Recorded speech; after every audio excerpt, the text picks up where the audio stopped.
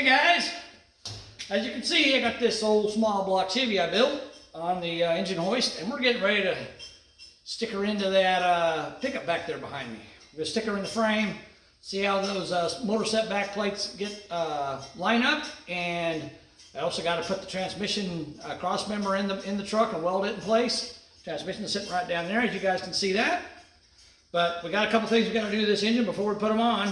So let me show you how to get this engine ready. Well, I mean, one thing I got to do for sure. The other thing I'm going to do it just because I'm going to do it, and show you guys how to do it. There's something pretty cool I want to show you guys tonight too that might help you in the future. All right, so let's get started. Okay. So the first thing I need to obviously attach the motor to, the motor to the transmission to the motor. You know what I mean. But before I do that, I need to put on the flywheel. And actually, this is not called a flywheel, it's called a flex plate. And I made a big mistake here, guys. So I ordered these bolts from Spectre, the 4698, and you notice that says flywheel bolt set? Well, I went to put the flywheel on today, and these bolts are way too long. They actually hit the back of this crankshaft because these are made for a flywheel that is in a manual transmission car. And so I bought the wrong ones, so then I had to go back and get these, and if you notice, this says flex plate bolt. And these are a lot shorter. That's 11/16 of an inch. Those are about 1.25 inches. So if you're buying new bolts, this is a kit for a flex plate for an automatic transmission. This is the bolts that you want, not that one. Anyhow, no big deal. Okay, and something else happened too that's weird, but I'll show that to you in a little bit. And I also got I wanted to put a new balancer, a new harmonic balancer on this motor for Bo, and it's a Power Bond. I don't know what the part number is, but if you go on the internet and you put in there Power Bond balancer for small block Chevy, it'll bring it up. You'll be able to see it. No big deal. Okay. And it's a pretty nice balancer. It's brand new. I wanted to get a brand new one because I don't have to worry about it slipping. And there's actually the part numbers on it. I don't know which one you need, but there's the part numbers on it. And the only thing I don't like about this is it's got the mark there for top dead center, but it has no other marks on it. You can see that, okay? And I like to have my balancers marked every 90 degrees. Now I came up with a way to do that. So let me show you guys how you can figure out exactly how to mark your harmonic balancer every 90 degrees. And it's important to know that, and I'll show you why in a little while, okay? All right, so let's get our camera up on the mount. Come on, baby, get up there. There we go. All right, let's come over here to the table. I can show you guys what I'm gonna do. All right, I'm gonna put you guys right there so you can see me. I'm not sure how much I want to zoom in. That's probably going to be good right there. Okay. And I may have to zoom you in a little more later on. Okay, so I was trying to figure out how I could mark this thing every 90 degrees. Now you can go buy a timing tape if you want to, but I didn't buy one. I guess I could go buy one. But if you don't want to buy a timing tape, here's a quick way to mark your balancer every 90 degrees. Now, if you need to know, from 0 to 28 or 36 degrees to set your timing that way, then you're on your own there. You have to get a timing tape. This is a way to be able to mark your balancer fairly accurately every 90 degrees. Okay, so take your balancer, take some blue painter's tape, and this is the top dead center mark right here of number 1, okay? So I take that tape and I lay it across that mark on the balancer, this top dead center. And I'm gonna lay it right on this edge here, okay? So let me take my glasses off there so I can see what I'm doing. I'm gonna lay it across there, and I'm gonna start going around this balancer. And then I'm going to take a razor blade and I'm going to cut the tape right on that line, okay? I'm going to cut this groove in the balancer is probably about 1/8 of an inch wide, 1/16 of an inch wide. So I'm going to cut on one side of it. Then I'm going to peel that tape back. Okay. All right. You guys see that? See what I did there? Okay. Now I'm going to take my tape and I'm going to run it around and just keep it right. There's a little bevel here, so I'm trying to keep it off the bevel, but right on the edge of the line of the balancing. So it's even all the way around.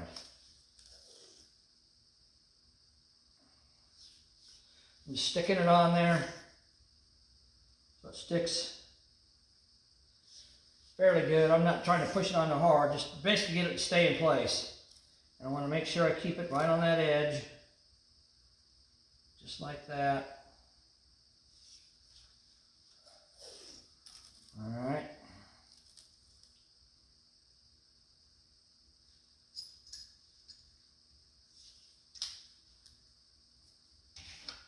Now I'm back to my mark, and I'm going to cut it on the same side of the groove as I did the first time, so that it goes across the groove and covers the full length, the full diameter of the balancer. Okay, so I'm going to cut it with a razor blade again, like that, peel it off, and now you can see it's right there is where the line is. Okay, so now I can take this tape. I guess I need my razor blade again.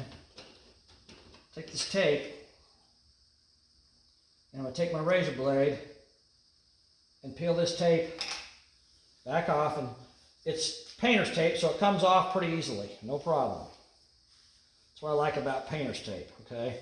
And then I need something long and flat to put it on. Well, this box where my torque wrench is in works really well. I cleaned it off, so I'm going to lay my tape right on top of that box, and I'm just going to gently stick it down to the box. Not going to stick it hard, just gently. And I already did this once to make sure I wasn't going to make a fool out of myself. So I'm just showing you again what I'm doing. Okay, we won't use that one. All right, now I'm going to zoom you guys in a little closer here so you can see what I'm doing over here. Get you over here. All right. I'll get you as close as I can. Okay, that's about as close as I can get you. All right, now, what I'm going to do, I'm going to take a tape measure and an ink pen, and I'm going to measure the length of this piece of tape. And I always like to start, I don't like to start on the end of the tape measure. I like to start with a 1-inch mark because I think I get a more accurate measurement that way. So I'm going to lay my tape down there, and I'm going to come down here. I'm going to put the 1-inch mark right on the end of the tape, right there. And this end of it says I'm at 26 and just a tiny bit more than 26, less than a 1/16 of an inch. So let's just call it 26 inches. But I've got an inch down here, so it's actually 25, right? Okay, now let me show you this. If I take my phone and I bring up my calculator, I'll show you guys this so you can see it really well. All right, here we go. So we take 25, so I got 25 inches, and there's 16/16 in an inch, so I'm going to take that times 16. That's 400, right? That equals 400. So we got 416ths in 25 inches. And now I need 4, every 90 degrees would be 4 spots, right? Okay, so I want to divide that by 4, obviously. Uh-oh, did I screw up? Okay, I think I hit the wrong button, sorry. 400 divided, dang it, not 4,000. 400 divided by 4 obviously equals 100. You guys knew that, right? Okay, so I got 100. Every 116ths of an inch is I need to make a mark, right? Okay, so how far is 116ths of an inch? So let's take 100 and divide it again by 16. And there might be an easier way to do this, but I'm not. Dadgummit, why does it do that? 100, because I forgot to hit the equal button, divided by 16 equals 6.25. You see that? So every 6.25 inches, I need to make a mark, right? So 6 1/4. Every 6 1/4 inches is going to give me 90 degrees on this harmonic balancer. Now, I take my tape measure again,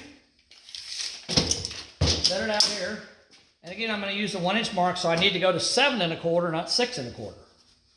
So I'm going to go and I'm going to mark one side of the tape. Make sure my tape measure's even. Mark one side of the tape at 7 1/4, right there. All right, and then I'm going to go to the opposite side. And I'm going to mark it at 7 1/4. Okay. Then I'm going to move my tape down. And, you know, you could probably just go 7 1/4 inches till you're done if you wanted to, but I guess I like doing things the hard way. I don't know. Anyhow, I'm going to go 7 1/4 again. This way I know I'm exactly at 7 1/4. Then I'm going to go 7 1/4 at the bottom. 7 1/4. And then I'm going to, what the heck did I do? Oh, I don't know why I did that. I went 8 1/4. Okay, there you go. See, I screwed up already. All right, 7 1/4, Dave, not 8 1/4. Sorry, guys. Okay, 7 1/4. Right there. 7 1/4 right there. That looks more like it. And then we're going to go 7 1/4 right there. And, yep, 7 1/4 right there. Now we should have about 7 1/4 left. And we have got just about maybe a 32nd of an inch left. Probably less than that. Close enough, right? Okay, so now I'm going to take this tape back off of this box. And I'm going to, oh, no, wait a minute, I forgot one thing, hold on. So now I'm going to take my razor blade that I had before, and I'm going to lay it across my two lines like this. And I'm going to make that line all the way across my tape so I can see it really well. There we go. Do this one the same way. Do that one the same way. All right. Now, is this like precise and scientific? No, it's not, but it works. Okay. I'm going to take my tape and I'm going to put it right back where I had it before, right on the edge of the slot that's on the balancer, and right on the edge of the balancer like I did before. And then I'm going to take and put it back around the balancer again. You know, and again, you could go buy a timing tape if you want to do it that way. I don't care. I'm just showing you a way where you don't have to buy. It's late at night and the parts stores are closed and I don't have a timing tape. You know, and I can go buy one later and put it on here, but I want one on here right now so I can show you guys something. And so this is my quick method of doing it. Okay? It's not scientific, it's not exact, but it's close enough to do what I'm going to show you how to do. All right. I put that back, and I didn't stretch it tight, but it's got a little bit of a gap there, but not much. Good enough. Okay, then I take my razor blade again, and I line up my marks, and I put my marks back on my balancer. I go for my tape onto the balancer with the ink, with the pen. You know, and you can use a Sharpie, you can use whatever you want to use. There's the next one. Lay my razor blade up there for a straight edge. Go onto the balancer, make a pretty hit, and then on this side here, I'm going to make another little mark, okay? On that little bevel. And the last one, right there. Do the same thing. Make a mark. Make a mark there. You guys see that? I don't know how well you can see that. So there's a mark there. There's a mark there. And There's a mark there. And then, of course, we've got the factory mark. All right. So then I take my tape, peel it off, throw it in the trash. All right.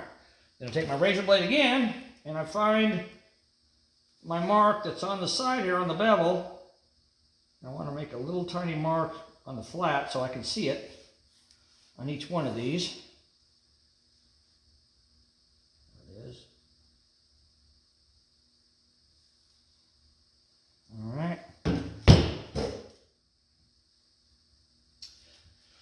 Okay, and that one's there. Okay, so then I take my razor blade again and I put it on those two marks and I draw the line all the way across the balancer, just like that. There's one. And there's another one. And now that one's already there. That's a factory mark. And then there's that one. All right. Again, this isn't absolutely perfect, but as you can see, there's a mark there. Did I miss one? Yeah, there's the factory mark. There's a mark there. And there's a mark. Oops, I missed one. There.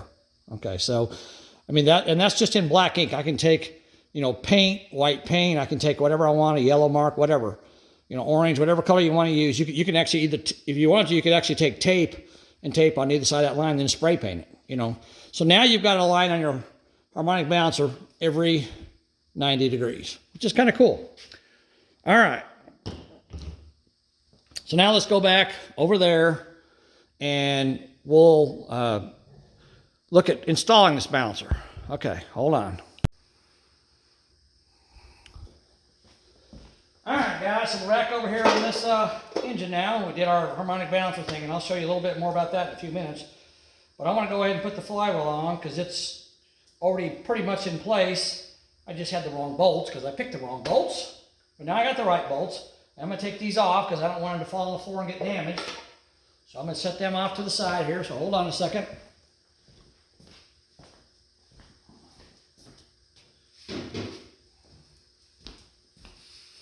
All right. So what is this called? It's not called a flywheel, it's called a what? A flex plate, all right. You want to get the flex plate bolts, Dave, not the flywheel bolts. That's the difference. I never even thought about it. I just thought flywheel bolts. But obviously a manual transmission flywheel is a lot thicker than a flex plate is. So it takes longer bolts. That's okay. I got cars with manual transmission, so I can use them on that car. All right. So let's open this up. I can do it without cutting my finger off. That'd be a good deal. And now the cool thing about small block Chevys, or Chevys in general, is maybe it's GM products for that matter. A lot of their torque specs are the same. So what do you think the torque spec is on the flywheel bolts? Well, let's see. The main bolts were 65 foot-pounds. The head bolts were 65 foot-pounds. And I'm guessing these are 65 foot-pounds. And if you're guessing that, you're right. So we're going to tighten them up to 65 foot-pounds, okay? All right.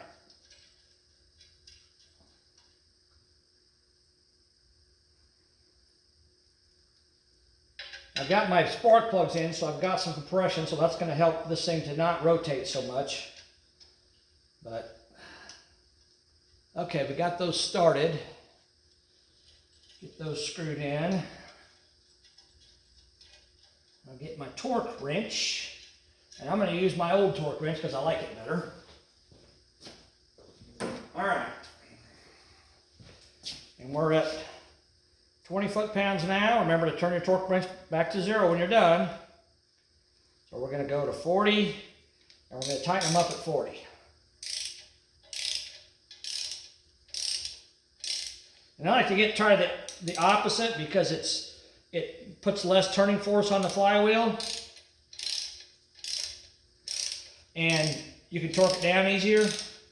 I gotta get these to go in first. I forgot they weren't in all the way. I'm gonna get the one directly opposite from that to get the flywheel to go in the rest of the way. There we go. All right.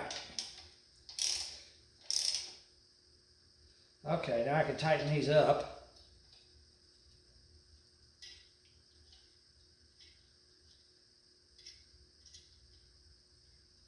At least as much as I can with my hand, my fingers. Finger tight, right? All right. All right, let's go 40. There's that one. I'm going to go this way with this one, so I'm opposite.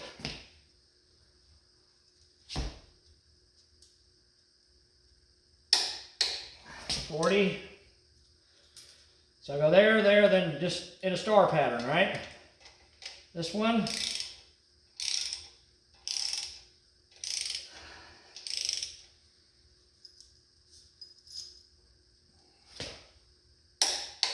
$40.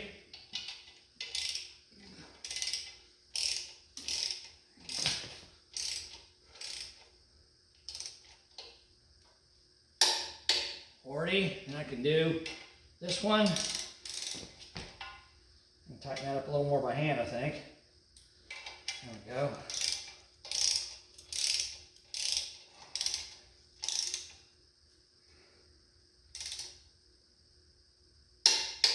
All right. I could have gone 45, I guess. It's all right. No big deal. All right, there's 40. So now I'm going to go up to 50. All right, now that's 60. Let's go to 50. Okay, this should be pretty quick and easy. All right, start with the same bolt. Come down here, opposite side. Try to hold the flywheel a little bit. That one. That one. That one.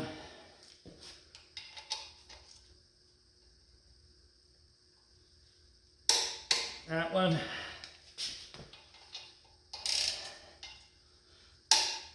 Now it's getting harder to hold the flex plate. So let's do something different, all right? So we're gonna go to 65 now. 65, okay. So I'm gonna start in the same spot, all right? So I'm gonna torque that one down first. That one's easy to grab. So then I'm gonna spin the motor over if I can. Oh man, it's got compression. All right. Might be easier if I take the plugs out. I don't know. Then I'm going to try to get this one. Because I'm already at 50 pounds, so it doesn't matter now. I mean, I could do a cross pattern, but it's not critical as much as it is on the lower torques. All right. I'm going to do this one. Okay, and I'm going to go ahead and turn it. I can hear the compression in there. And I don't have my rocker arms and everything in, so all the cylinders are compressing. All right, then we're going to get that one.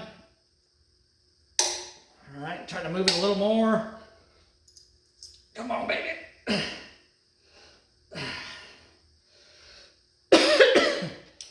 All right, then we're going to get that one.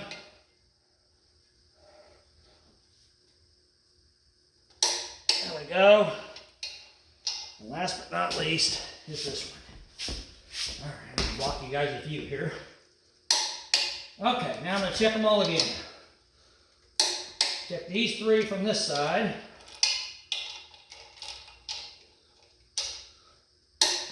Okay. All good. I'm gonna check these three on this side.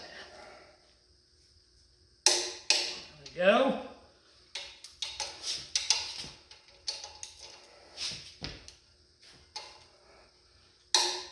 Yep. Last one. All right. Flywheel's installed. One important thing to know, oh yeah, remember, turn your torque wrench back to 0, or whatever the lowest setting is. In this case, it's 20. Okay, there we go, back to 20. All right. One thing you guys want to remember, when you're putting a flex plate on an automatic transmission, you always want to put it with these, see that indentation there? That's where your torque converter bolts to from your transmission. You always want that pointing out. See how this comes out farther than the flywheel does. So you want this facing outward. So remember that when you put your flex plate on. There's 6 of them. Or yeah, 6 of them. No, yeah, there's 6. That's right. Sorry.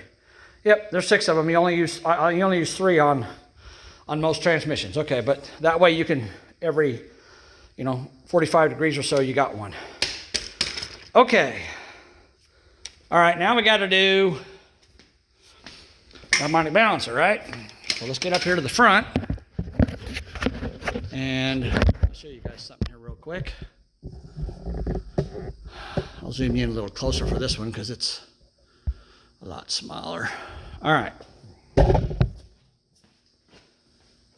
So after I did my harmonic balancer, after I drew the lines on it every 90 degrees, right?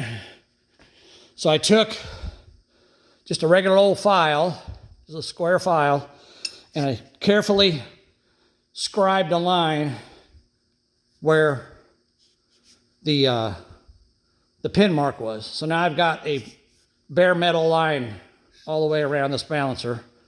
That's the factory one, and that's that one. All right, and then just to double check myself, I took my tape and I put it on the factory mark there, and I went around, halfway around the balancer, and put it there, and then I cut it, and then I flipped it to the other side, and this is how much I am off. So it's covering the line I made, but it's, maybe a degree off, maybe half a degree off. So even though my method is not precise, it's super, super close, and I'm good enough with that. And I'm sure my 90-degree mark is fine too. I'm not worried about it. Okay, so now I'm going to get this tape out of there because I don't need it anymore. All right.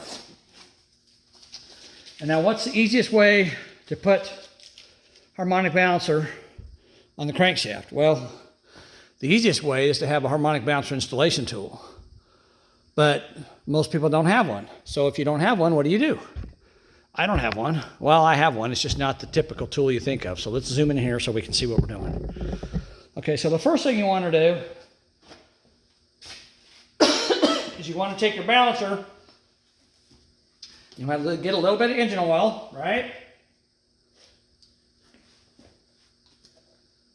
Okay, let me open that up. I'm going to dip my finger in it.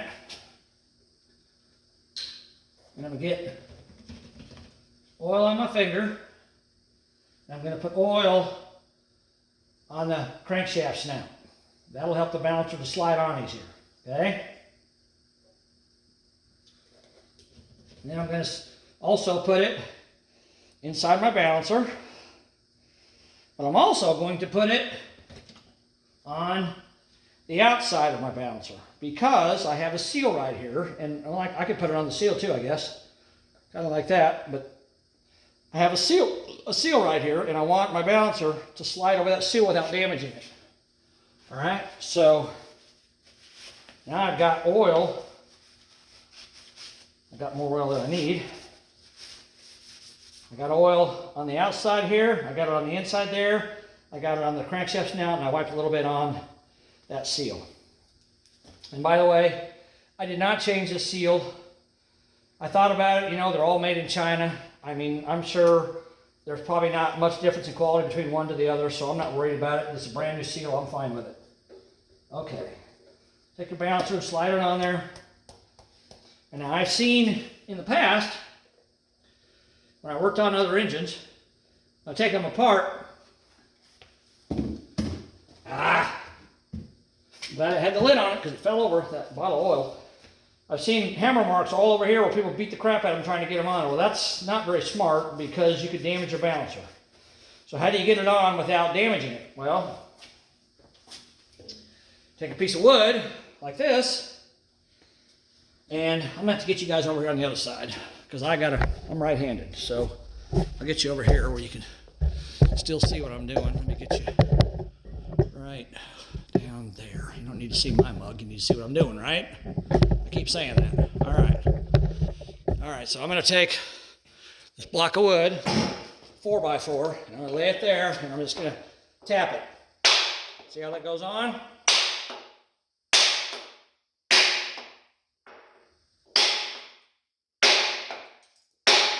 And this way, I'm installing the balancer, but I'm not damaging the balancer. And the oil helps it to slide on, I hope. Still a pretty tight fit. You see, I'm hitting it pretty hard. But I'm not damaging the balancer. You know, I mean, if I hit it directly with a hammer, it would go on a lot faster. But it's still going on. I don't need it to go on fast. I don't want to damage it.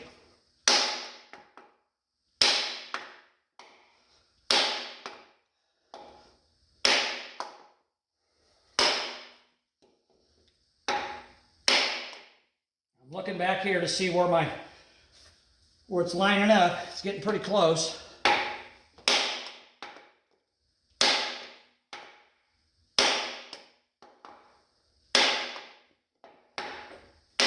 I think that's there. It's not moving anymore. My wood's bouncing off it pretty good. I think it's all the way in. All right, we're going to call that in. And then, if you guys didn't watch my short, let me back you out here a little bit. So I bought a harmonic balancer bolt kit, right? Spectre 4699 bolt kit. This is a standard bolt kit for all small block Chevys. And I should have shown you this before I put the balancer on.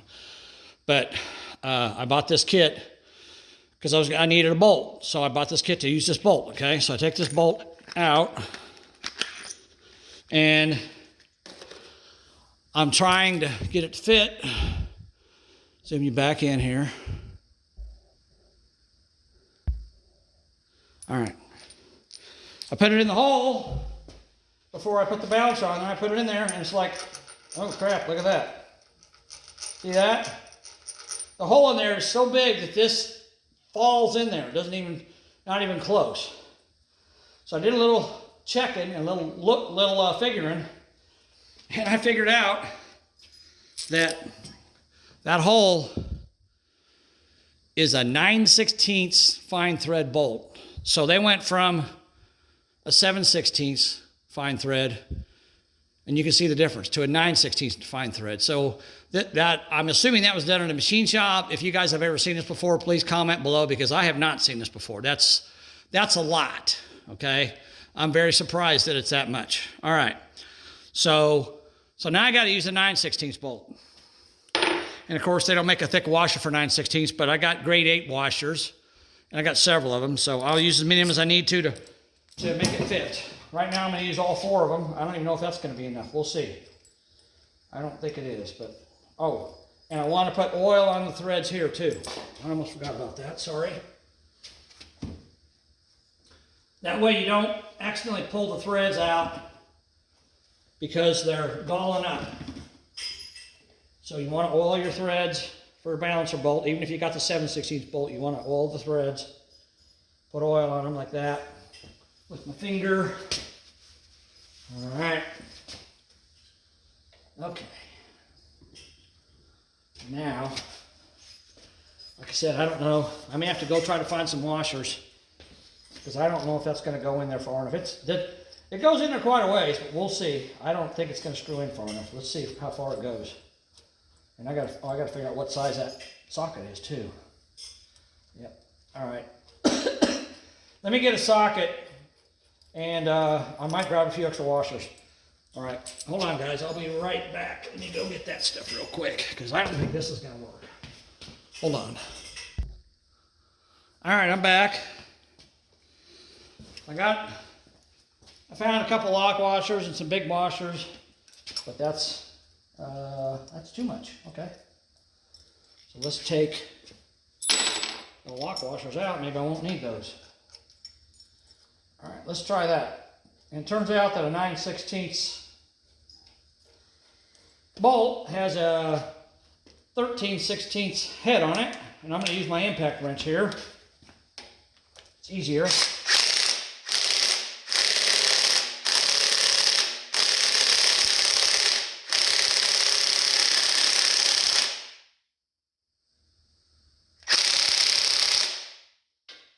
All right, I think that's pretty much on there all the way.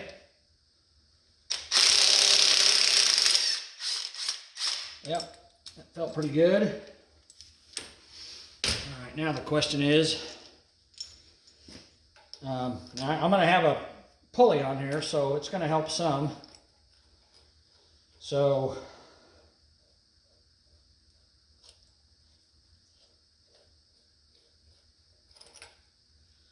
my question is can I get, I'm going to pretend that's my pulley. So can I get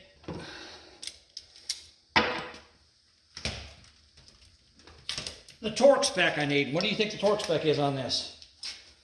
Yep, it's 65 foot-pounds, and I don't need to start with, I don't need to go in steps on this one because it's only one bolt. So I'm going to go straight to 65 right there. All right. And I'm going to tighten this up. I'm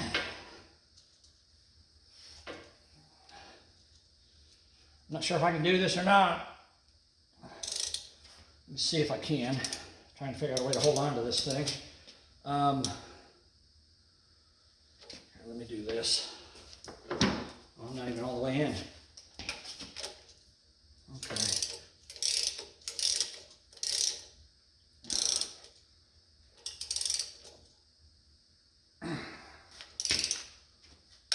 Dang it. I'll put this back. Come on.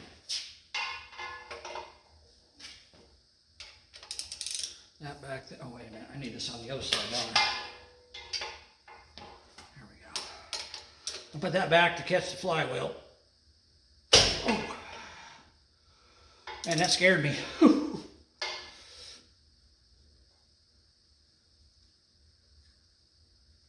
There we go.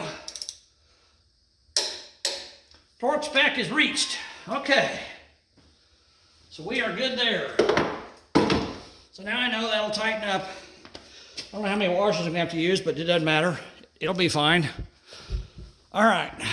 Hopefully I didn't move that thing out of the way too much. You guys saw that. Okay. So, back it out the rest of the way here. There's Bear Dog. He's like, what are you doing? It's time bedtime. Not for me, it ain't. All right, guys. Well, that's going to wrap it up for flywheel installation and harmonic balancer installation. So you guys know how to do that. You know how to mark it every 90 degrees. Oh, and okay, hold on a second. I almost forgot something here. Hold on. Let me go grab something real quick. Hold on. I almost forgot, so I could explain this to you. I'll be back in just a second. All right, so I got Spectre. You guys want to know the part number on that? 4236.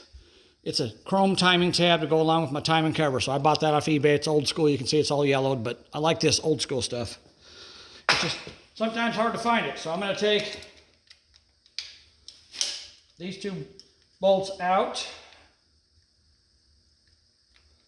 of the timing cover.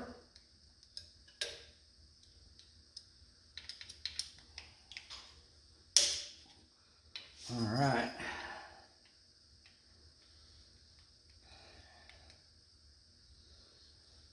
to put this timing tab on now that my harmonic bouncer is in place.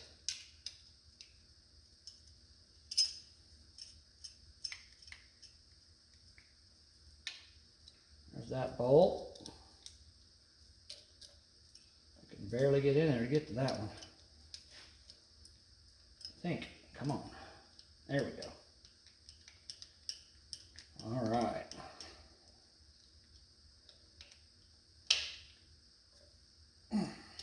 It's tight.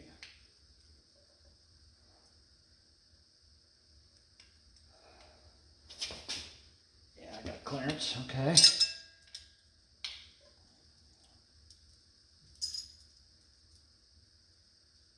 Okay. All right, that bolt's tight.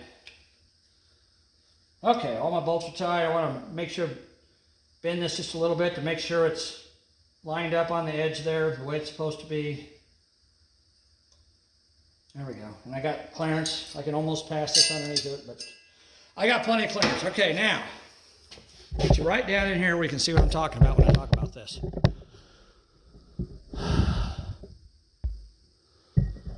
Right down in there. Okay. All right, so my zero mark is right there, right? All right, so let's turn, and I've still got my torque wrench here. So let's turn this engine over.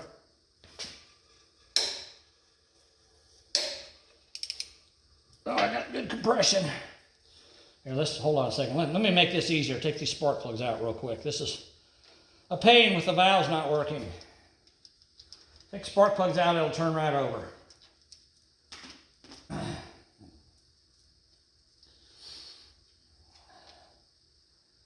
By the way, if you want to know,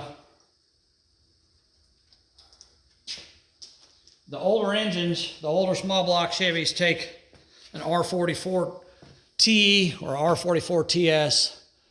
I got R43TSs for this engine, and the reason I got them is because they're about a quarter of an inch shorter than an R44 is. They're a colder plug, but with headers, it's going to make it easier to put. Should make it easier to put the boots on, the spark plug boots. So we'll see when we come to that. So I got R43s, but I'm going to gap them at a wider gap because I'm using an electronic ignition. So I'm gapping them. I'm probably going to gap them. Right now they're gapped at probably 35 thousandths. I'm probably going to gap them at 45 thousandths because they'll be okay with that. And these are copper plugs. You can put, what do they call them? You can put iridiums in there, I guess. But you can put platinum plugs in your engine if you want to, whatever. Copper plugs work fine for me. Okay, let me spin this thing over now so we can see what we're talking about. There we go, spins over. Now this is your factory mark, right? So I know that when this mark is up here on 0, right there, right? Come on, camera, focus. Focus, there you go. Okay, let me get you in even closer. All right, so when my factory mark is on 0, depending on where my camshaft is at, I should be on number 1, either on the exhaust stroke or on the compression stroke. But once I get my valve train in there, I'll show you guys how to set all that up. Okay, so remember what I told you guys about the crankshaft turning when I put the pistons and rods in here? What happens? What happens every 90 degrees? Every 90 degrees, a cylinder fires, right? So let's say, for simplicity's sake, that this, right now I'm on top dead center on number 1. Okay, the firing order on this thing, what is it? You guys remember? 18436572, okay? So that's what the firing order is on a Chevrolet small block. And every 90 degrees, the plug fires, right? So right now, if I'm at top dead center on number 1, I can adjust the valves for the number 1 cylinder, right? Because it's on top dead center, both the valves are closed, the camshaft's on the flat part of the lobe, so I can adjust the 2 lifters on that on that cylinder. And actually, in reality, if I wanted to, if you go the opposite, hold on a second. Hold on. I just remembered something else. Let me get that real quick. All right, you guys remember this from my video about explaining how a small block Chevy's basically two 4-cylinder engines working in conjunction with each other. So your firing order is 1, 8, 4, 3, 6, 5, 7, 2. So one's companion cylinder 6. So when one's on the top dead center of the power stroke, 6 is on top dead center of the exhaust stroke. Okay, 8 and 5, 4 and 7, 3 and 2. Okay, so let's see. I'm trying to remember. Well, I was going to say that, well, 6 would be, I don't like that. I was going to say you could adjust 6 and adjust 1 at the same time because it's at top dead center, the exhaust valve should be closed, but I don't know if it's completely closed. So that might not be such a good idea. I'm trying to figure out which one would be, I don't know. I'd have to think about that. I'm not that smart. Okay, so never mind that. That didn't work. Forget it. Bad idea. All right, so the simple thing to do here is when we get to the valve adjustment part, I'll show you that. All right, never mind what I just said. So we're at top dead center number 1, right? So I'm going to adjust on the compression stroke. I'm going to adjust the valves on number 1. So I'm going to adjust the intake and the exhaust valves, and I'll show you guys how to do that down the road. All right, then what happens? Remember I marked my crankshaft, my harmonic balance, I marked it every 90 degrees, okay? So now I rotate it until the next mark is at 0. It's a little bit past, but close enough. All right, you guys see that? So now I'm 90 degrees past my factory mark. I'm at the next in the rotation. So what's the firing order? 1, 8. Okay, so now I can turn it 90 degrees, and I know it's a top dead center or very, very close, maybe a degree off. It doesn't matter. The valves are closed. It's very close to top dead center, within a half a degree or a degree. So now I can adjust the valves on number 8, right? Okay. Then I can turn it 90 degrees more. And because I got my marks, I can see them. There it is. There's my next mark. 1, 8, 4. So now I can go to number 4 cylinder, which is 2 back from number 8, and adjust those 2 valves. Okay? Then I can go and spin it. Oh, I'm a little bit too far. Oh, come on. Back up just a tad. I went too far the other way now. Well, anyhow. There we go. Okay, now I'm 90 degrees, I'm 180 degrees. Wait, no, sorry. See, 200 and what is it? I don't know. 270 degrees. Now I'm 270 degrees away from my factory marks. My factory marks are right here. So I'm at the 3rd cylinder in the line, okay? 270 degrees away. So 1, 8, 4, 3. Okay, now this is the 4th one in the sequence. So this is number 3. It's on this side, right behind number 1. So then I adjust number 3, right? Okay. And since I know that when I went the first full revolution and I ended up on the factory mark, number 1 was the top dead center on the compression stroke. Now I go another 90 degrees and I'm back to 0 or close to it. I'm just going to say it's good. So I get back to the 0 mark, and now the next one in the order. So 1, 8, 4, 3, 6. So number 6 now is at top dead center on the compression stroke. Because remember, it fires, the cylinders only fire once every 90 degrees. So now I'm doing the 2nd revolution. So now number 6 is on top dead center. So then I can adjust the cylinders on number 6, which is the 3rd one back on this side. Okay. Then I'm going to go 5. Next one in the firing order, right there. So I can adjust number 5. It's the third one back on this side. Go another 90 degrees. I'm not going to take too much longer on this. There we go. Number 7, the last one on this side. And 270 degrees. Line up a marker on 0, and that's number 2. The first one on this side. First one on this side, right? Okay. So now, turn it 90 more degrees, and I'm back to number 1. And now at this point, if I want to, I can go back and I can double check all of my cylinders in the firing order and double check the valve adjustment and make sure it's good. So that's why I mark my crankshaft every 90 degrees. Okay, does that make sense to you guys? All right. I was thinking that something different with that number thing, but it didn't work out. But that's okay, that paper. All right. Anyhow, so that's why I marked my crankshaft every 90 degrees. And again, I took a file, just a regular old file, and I very carefully filed along that pin line. And I'll probably get some white paint or something and mark those with white paint so I can see them better. Plus, I don't want it to rust. So, all right, guys. This has been long enough. So that's how you do the harmonic balancer. That's how you do the flywheel. Again, I've never seen a 9/16 bolt holding a harmonic balancer on, but first time for everything, right? So I got that on there. Torque spec on flywheel bolts is 65. Torque spec here is 65. We got all that set. We're good to go. We got a timing tab on. And I showed you how to mark your harmonic balancer every 90 degrees so you can set your valves when the time comes to do that. So hopefully that helps you guys. Comment below. The next thing I'm going to do is I'm going to take this motor, attach it to the transmission, and we're going to stick it in this frame over here.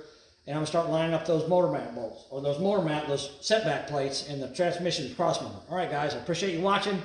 I got to get the cab off this truck, off this frame, so I can get this motor set in there. All right, guys, talk to you later. Bye.